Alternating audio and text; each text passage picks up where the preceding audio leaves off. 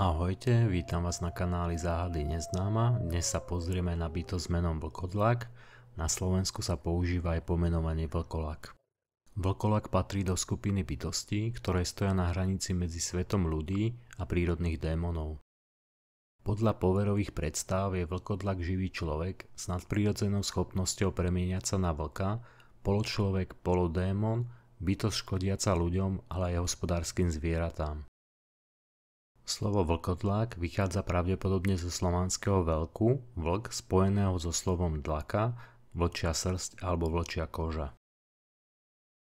Vlkodlák je v blízkom spojení s upírom, morou a bosorkou, kde sa tieto bytosti často zlievajú do jednej bytosti. Vlkodlák je všeobecne považovaný za európsku bytosť, hoci jeho tradícia sa v neskorších dobách rozšírila do celého sveta. Viera vo vlkodlaka je stará.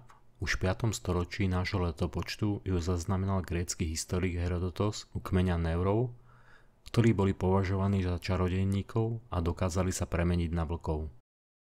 V rannom stredoveku sa o vlkodlakovi prvýkrát zmieňuje slovo o pluku Igorovom, kde sa píše, že knieža Všeslav behal v noci ako vlk. V Srbsku je táto predstava zaznamenaná v 13. storočí, kde vlkodlak bol pokladaný za príčinu zatmenia slnka alebo mesiaca. Viera vo vlkodlaka bola uslovanou natoľko silná, že výraz prevzali aj Albánci, Gréci, Rumúni a Turci. V českom cirkevnom texte opatovický homiliáš z 11. alebo 12. storočia uvádzajú povery o fiktilupy, o falošných vlkoch, čo by mohlo znamenať vieru vo vlkodlakov. Masovú vlnu šíriacu vieru v existenciu vlkodlakov môžeme vysledovať do 15., ale hlavne do 16. storočia v Nemecku a Francúzsku. V období honu na čarodenice v 16. až 17. storočí sa hovorilo, že bosorky chodia na sabaty na vlkoch, sami sa premeňajú na vlkov a napadajú ľudí. Začínajú sa kopiť svedectvá o videní vlkodlakov a práve v tomto období sa začína dotvárať obraz vlkodlaka. Vlkodlakom sa mohol stať ktokoľvek z ľudí. Mohol sa ním stať od narodenia, pokiaľ ho matka počala s upírom alebo vlkodlakom. Vlkolakom sa mohol stať človek, aj pokiaľ bol začarovaný alebo prekliaty. V ľudových poverách Slovanov, Francúzov, Germánov a v baltských oblastiach boli vlkodlaci najaktívnejších v 12 nociach, a to medzi prvým vianočným sviatkom a sviatku troch kráľov. Ide o obdobie, kedy duše mŕtvych blúdili po zemi podľa európskych ľudových povier.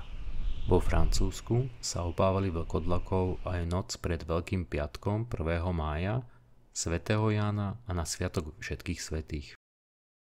Podľa predstav slovenského ľudu sa vlkodlak občas premieňal na žobráka, inokedy na vlka a drhol ovce. Vlkodlakom sa často pripisuje sila a rýchlosť, ďaleko presahujúca silu a rýchlosť vlkov alebo ľudí. V Bielorusku verili, že vlkodlaka ako človeka sa dalo spoznať až po zabití, kde pod vlčou kožou mal časť ľudského oblečenia, ako napríklad košelu, čiapku alebo podobne. Premena vo vlkodlaka môže byť dobrovoľná alebo nedobrovoľná proti svojej vlastnej vôli. Dobrovoľne musí človek previesť určité rituály, zaklínadlá, kde sa napije z vlčej stopy, táto povera sa vyskytuje vo väčšine Európy. Nedobrovoľne sa mohol stať vlkodlakom, pokiaľ bol pohryznutý, poškriabaný vlkodlakom, človek bol prekliatý, začarovaný alebo sa tak narodil, predurčený byť vlkodlakom. Človeka, ktorý je vlkodlak, možno spoznať podľa zrasteného obočia, má výrazné zuby, špicaté uši, nízko posadené uši, posunuté k temenu, zakrivené nechty, chlpy na dlaniach, vlčí chvost medzi lopatkami, teda išlo o ochlpenie podobné zvieracej srsti. Na hlave majú dva vrcholy, osoba s plochým čelom, ale aj osoba, ktorá mala netypické znamienka na svojom tele. Pokiaľ človek vdýchol dym z horiaceho vlkodlaka, verilo sa, že sa ním stane. Premeny človeka na vlkodlaka často sprevádza hlasité zavíjanie, ide do dôsledok strašnej bolesti zo zmeny tvaru tela. Človek, ktorý sa menil na vlka, nemusel o tom ani vedieť. Mohol v noci zabíjať a ráno si nemusel nič pamätať z toho, čo sa dialo počas toho, ako bol premenený za vlkodlaka a napadal ľudí alebo dobytok. Najčastejšia premena vo vlkodlaka bola počas splnu mesiaca. Naši predkovia verili, že spln má čarovnú moc. V minulosti sa tradovalo, že je to ideálny čas na bosarácke sabaty, na ktorých sa čarovalo. U Slovanov prevládal názor, že tí, čo boli za života vlkodlakom, sa po smrti stali upírom. Na Ukrajine verili, že z bezbožného spojenia čarodejnice a vlkodlaka vznikol upír. V Čiernej Hore verili, že upír sa musí pravidelne meniť na vlka. Vlkodlakom sa môže stať človek, ak nosí magickú vlčiu kožu.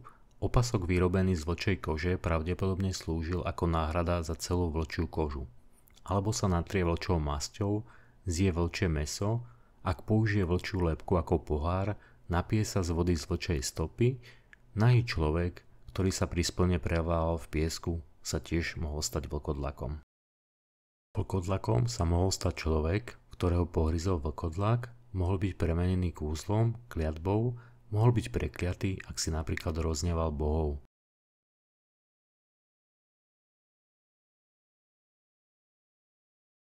Novorodenci s podobou blanov cez hlavičku, deti narodené s vlasmi, v podstate akákoľvek fyzická alebo psychická anomália u detí bola považovaná za znak toho, že dieťa bude vlkodlak alebo upír. Deti pastorov, ktoré boli splodené z riechu, takisto ako 7. syn 7. syna, je kliatbou predurčený byť vlkodlakom. Čarodejníci mali moc premeniť sa na vlkodlaka pri splne, potreli sa magickou masťou, vyslovili magickú formulku, vyzliekli sa do naha v ochrannom kruhu, ktorý si nakreslili okolo seba, opásali si vlčiu kožušinu a zjavil sa im démon, ktorým dal moc premeniť sa na vlka.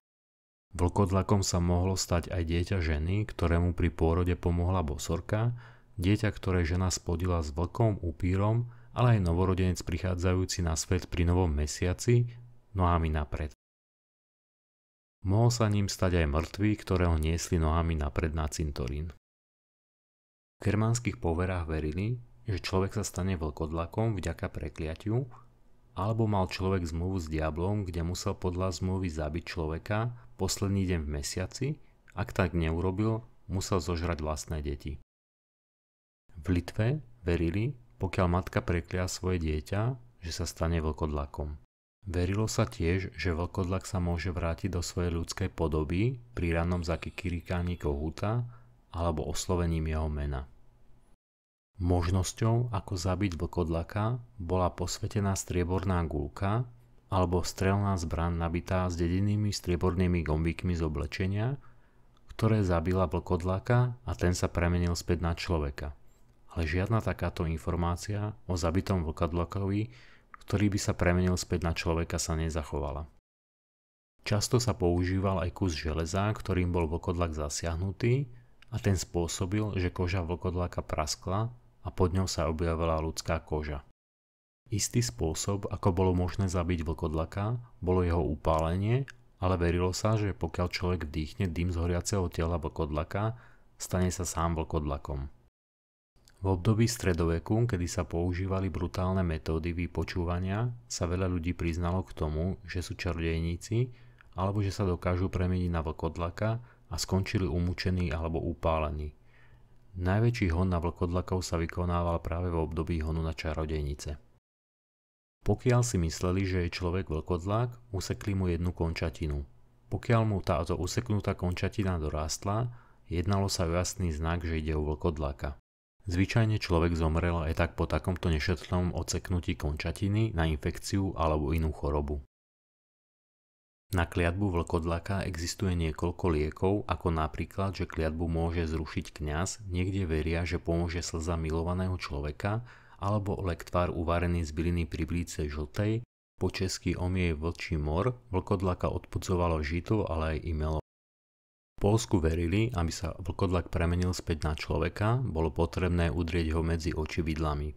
V nemeckej tradícii stačilo hodiť kus železa do vlkodlaka a na tomto mieste sa mu roztrhla koža, cez ktorú mohol človek výjsť. V Poľsku tiež verili, že stačilo potajomky si vložiť kvorkus chleba do úst a prejsť sa okolo vlkodlaka 3-krát, aby bol zbavený svojej kliatby. V Čechách verili, že stačí urobiť kotrmelec ponad padnutý strom, aby sa človek premenil na vlkodlaka, ale to platilo aj naopak. V Bielorusku verili, že stačí prekročiť 5 osíkových kolov zarazených v zemi, aby sa človek premenil na vlkodlaka. V dnešnom svete už vieme, že niektoré choroby boli v minulosti neznáme a preto ak niekto trpel nejakou chorobou, prípadne anomáliou, okolie ho pokladalo za niektorú z bytostí, ako bol vlkodlak. Častý pôvod po viere vo vlkodlakov môže byť, že čarodejníci, ktorí používali rôzne maste alebo odvary z bylín, používali halucinogénne byliny, ktoré vyvolávali rôzne stavy. Choroba hypertrichóza, niekedy známa ako vlkodlačí syndróm, je abnormálny rast vlasov na tele, môže byť na celom tele alebo je obmedzená na určitú oblasť, je prítomná pri narodení alebo táto choroba sa môže získať aj neskôr počas života. Ďalšou chorobou je likantropia, je to zriedkavá psychická choroba, prejavujúca sa mylnou predstavou postihnutého človeka, že sa môže premeniť na zviera alebo bol premenený na zviera. Ďalšou takouto chorobou môže byť besnota, je to vírusové ochorenie teplokrvných živočíchov, teda aj človeka, je to ochorenie prenosné zo zvierat na človeka, napríklad zo psa z líšky z netopiera, postihuje predovšetkým mozog a miechu. Charakteristické pre túto nákazu sú zmeny správania, podráždenosť, agresivita a paralýzy. Ďalšou takouto chorobou, ktorá ale je aj viditeľná, je kožná porfíria. Je to metabolické ochorenie, pri ktorom človek je citlivý na svetlo, môže mať hnedý alebo červený moč. Koža u takto postihnutého človeka môže mať zmenenú farbu a takisto na postihnutých miestach môže dochádzať k nadmernému rastu vlasov. Poslednú chorobu, ktorú ešte spomeniem a mohla živiť vieru vo vlkodlákov, je schizofrénia. Je to psychiatrická diagnóza označujúca často chronickú duševnú chorobu, ktorá ovplyvňuje správanie, myslenie a emócie. Chorý človek má často bludové predstavy, počuje hlasy a môže vykonávať aj neobvyklé pohyby. Takže sme pri konci. Ďakujem vám za pozretie tohto videa. Ak sa ti páčilo, daj odber a like a k téme vlkodlak sa určite ešte niekedy v budúcnosti vrátim.